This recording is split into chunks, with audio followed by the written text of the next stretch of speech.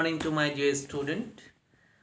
पहली क्लास में हमने हमारा जो चैप्टर था उस चैप्टर को हमने डिस्कस किया। पहले क्लास में चैप्टर से संबंधित जो भी प्रश्न उत्तर थे और जो देखकर भी नहीं देखते, हेलन केलर की जो रचना थी उसको हमने डिस्कस किया। तो आज हम जो है कि हमारा न्यू चैप्टर स्टार्ट करेंगे जिसका नाम है संसार पुस्तक है। संसार पुस्तक है जो चैप्टर है, इस चैप्टर को समझने से पहले हमें जवाहरलाल नेहरू के बारे में जानना जरूरी है, क्योंकि ये जो पाठ है इसके रचनाकार ही जवाहरलाल नेहरू जी हैं और ये किस संदर्भ में लिखा गया है इस पाठ को, इन सारी चीज़ों को आज हम लोग जानेंगे। और पाठ के जो प्रथम 2 पृष्ठ हैं, 2 पेज है, उसको आज हम लोग पढ़ेंगे।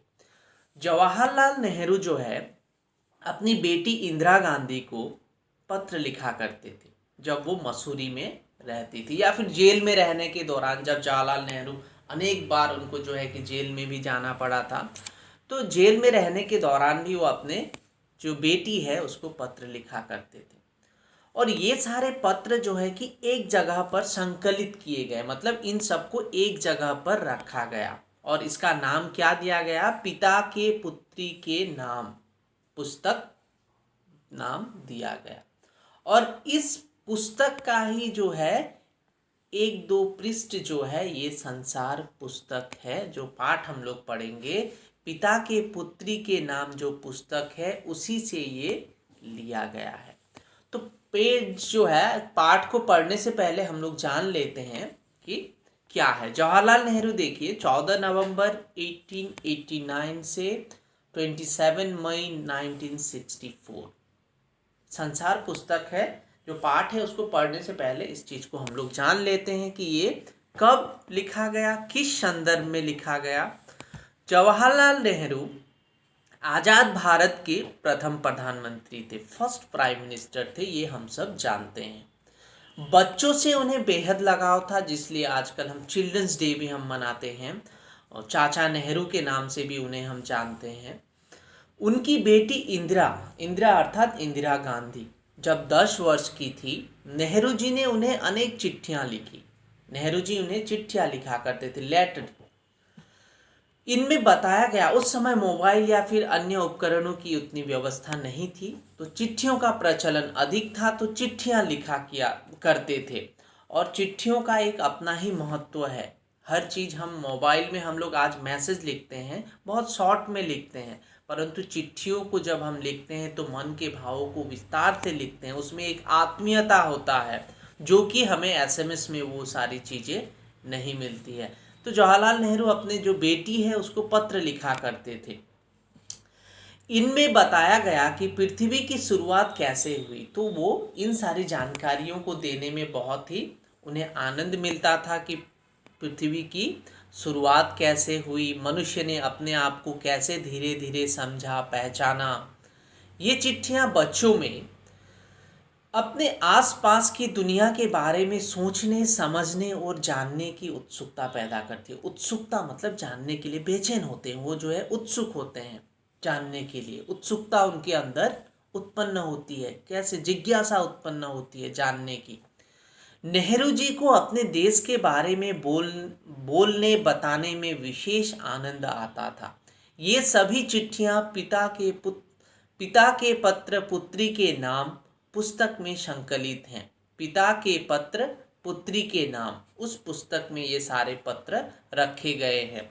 संसार पुस्तक है, इसी पुस्तक से साभार लिया गया। संसार पुस्तक है, जो पाठ हम लोग पढ़ेंगे वो इसी पुस्तक से लिया गया है। खास बात यह है कि यह पत्र नेहरू जी ने अंग्रेजी में लिखे थे। और एक बात खास जानने की बात यह है कि इस जो पुस्तक है या फिर पुस्तक में जो भी पत्र को संकलित किया गया है, इनको उन्होंने अंग्रेजी में लिखा था, परंतु इसका हिंदी अनुवाद किसने किया? हिंदी के प्रमुख उपन्यासकार, हिंदी के प्रमुख लेखक जिनका नाम है मुंशी प्रेमचंद, जिन्होंने गोदान जैसे उपन्यास की रचना की है, उन्होंने इसका ट्रांसलेट हिंदी में किया है। तो जवाहरलाल नेहरू को हम सब जानते हैं, उनके चित्र को हम सब देखकर भी पहचान सकते हैं और ये उनकी पुत्री है इंदिरा गांधी। इन्हीं को जो है कि जवाहरलाल नेहरू पत्र लिखते हैं। आज हम 2 पृष्ठ पढ़ेंगे, फर्स्ट 2 पेज जो है कि इस चैप्टर से पढ़ेंगे, और उनमें से उतने कठिन शब्द नहीं हैं। तो ये कठिन शब्द जो है कि अक्षर प्रायः जो रोज होता है, इरादा विचार, गढ़ लेना मतलब बना लेना, पृष्ठ मतलब पन्ना पेज। तो इन वर्ड मीनिंग को मैं गूगल क्लासरूम में दे दूंगा, आप वहां से इसे लिख सकते हैं। तो संसार पुस्तक है। अभी तक हमने क्या जाना कि यो एक पत्र के रूप में इंदिरा गांधी को लिखा गया था, और इसको किसने लिखा था? जवाहरलाल नेहरू ने लिखा था, और इसका अंग्रेजी में लिखा गया था, और इसका जो है कि हिंदी अनुवाद हिंदी के प्रमुख लेखक मुंशी प्रेमचंद जी ने किया था।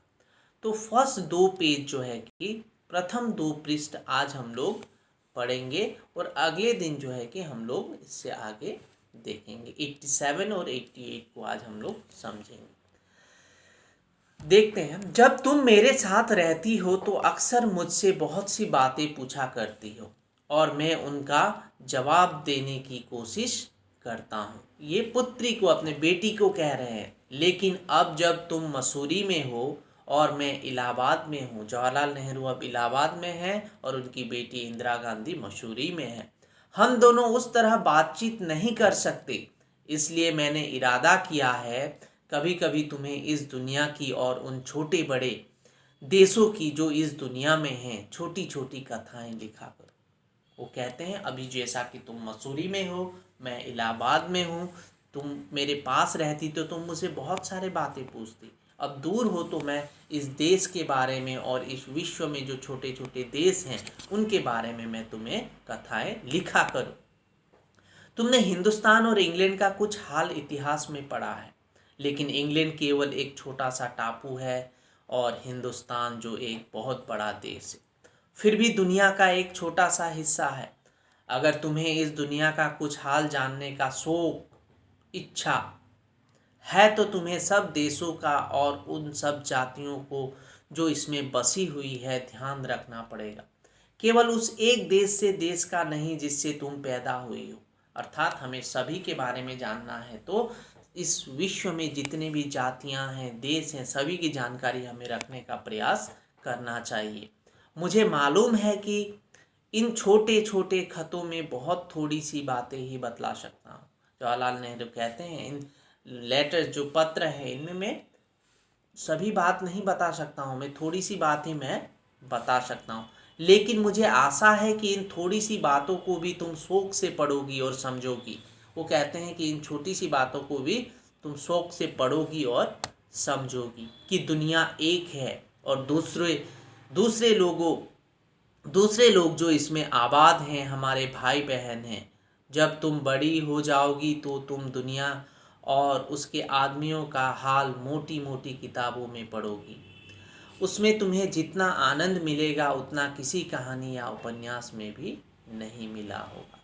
तो वो कहते हैं कि इस दुनिया में जो भी लोग हैं वो हमारे भाई बहन हैं, हमें आपस में मिलकर रहना चाहिए।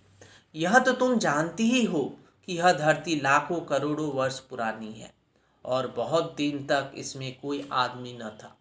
आदमियों से पहले सिर्फ जानवर थे और जानवरों से पहले एक ऐसा समय था जब इस धरती पर कोई जानदार चीज न थी।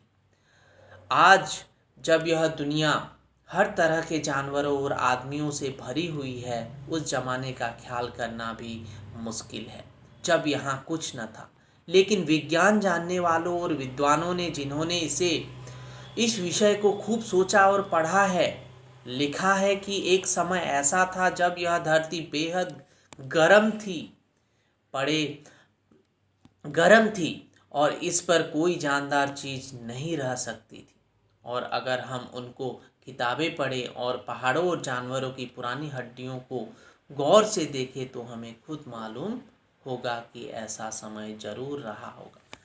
जवाहरलाल नेहरू जैसे कि अपनी पुत्री को देश और इतिहास के बारे में जानकारी देना चाहते हैं, वो कहते हैं कि एक ऐसा समय था हमारी धरती पर कोई जानदार चीज नहीं था, परंतु अभी विभिन्न प्रकार के जीव जंतु जानवर हमें देखने को तुम इतिहास की किताबों में ही पढ़ सकती हो, लेकिन पुराने ज़माने में तो आदमी पैदा ही न हुआ था। किताबें कौन लिखता? तुम हमें उस ज़माने की बातें कैसे मालूम हो? यह तो नहीं हो सकता कि हम बैठे बैठे हर एक बात सोच निकालें। यह बड़े मज़े की बात होती, क्योंकि हम जो चीज़ चाहते सोच लेते और सुंदर परियों की कहानियाँ गढ़ लेते।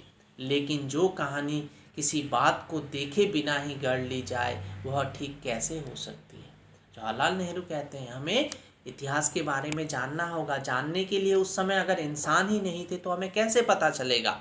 उस चीज़ को भी वो कहते हैं। लेकिन खुशी की बात है कि पुराने ज़माने की लिखी हुई किताबें न होते हुए भी कुछ ऐसी चीज़ें हैं जिनसे हम उनकी ही बातें मालूम होती हैं, जितनी किसी किताब से नहीं होती। ये पहाड़, समुद्र, सितारे, नदियाँ, जंगल, जानवरों की पुरानी हड्डियाँ और इसी तरह की और भी कितनी ही चीज़ें हैं जिनसे हमें दुनिया का पुराना हाल मालूम हो सकता है।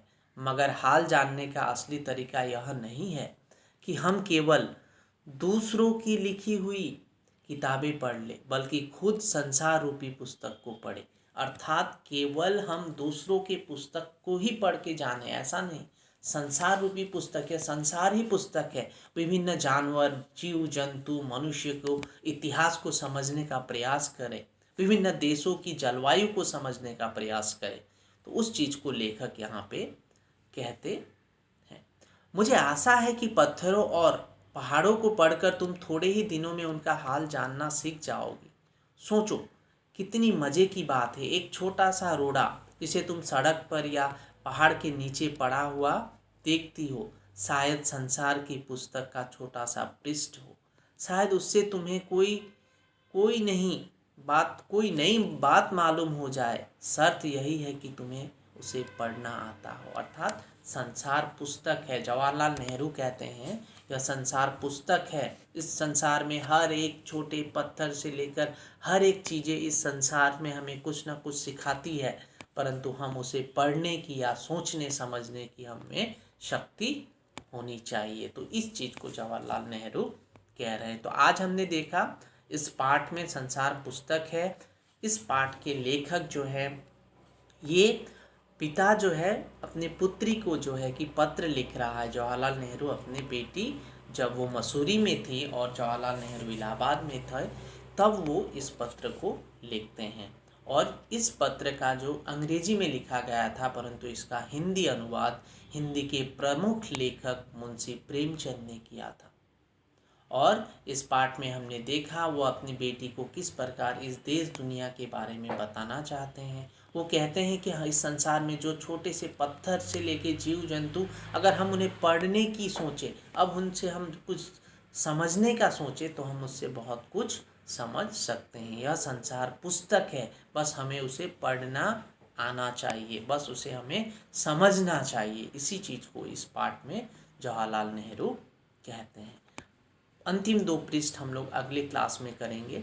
आप लोगों का होमवर्क है, देखिए ये होमवर्क है आपके पेज को जो है कि आपके पृष्ठ में ही है। क्वेश्चन नंबर 3 आप पीछे देखेंगे तो उसमें है, यहाँ पे देखिए आपको फिल इन द ब्लैंक्स दिया हुआ है। आपको रिक्त स्थानों को भरना है, खाली जगह को। किन शब्दों से भरना है? बल्कि, इसलिए, परंतु, कि, यदि, तो, नहीं, न कि, या, ताकि, ऐसे शब्दों से आपको भरना है। जैसे कृष्णन फिल्म देखना चाहता है, तो अब यहाँ पे हम लोग क्या यूज कर सकते हैं? बल्कि नहीं होगा, इसलिए नहीं होगा, परंतु का प्रयोग हम लोग यहाँ पे कर सकते हैं। कृष्णन फिल्म देखना चाहता है, परंतु मैं मेले में जाना चाहती हूँ। ठीक है। इसी तरह आप जो अन्य प्रश्न है, जैसे मुनिया ने सपना देखा, अब यहाँ पे क्या होगा? इस फिल इन द ब्लैंक्स को आप कीजिए और गूगल क्लासरूम में ही आप इसे सबमिट कीजिए। वर्ड मीनिंग और ये होमवर्क आपको गूगल क्लासरूम में दिया जाएगा, आप लिख कर मुझे सबमिट कीजिए। Thank you.